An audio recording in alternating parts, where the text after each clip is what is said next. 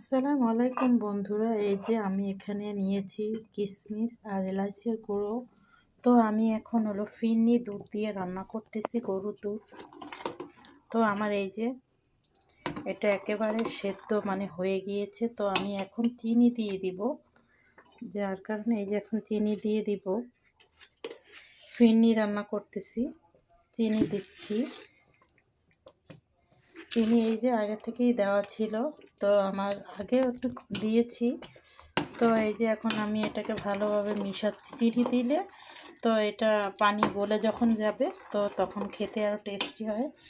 আর আমার এই যে কিশমিশ আর এগুলো সব কিছুই ধোয়া রয়েছে, তো আমি এগুলো দিয়ে দিচ্ছি।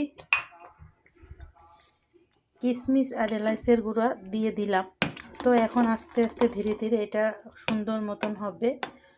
তো বন্ধুরা, এই যে আমার দুধের ফিরনি রান্না করতেছি। আজকে আমি দুধ দিয়ে যেহেতু ফিরনি রান্না করতেছি, এই যে আমার হয়ে গেছে ফিরনিটা দেখেন যে কতটা স্মুদি হয়েছে আর কতটাই খেতে লোভনীয়। গরুর দুধ দিয়ে রান্না করতেছি।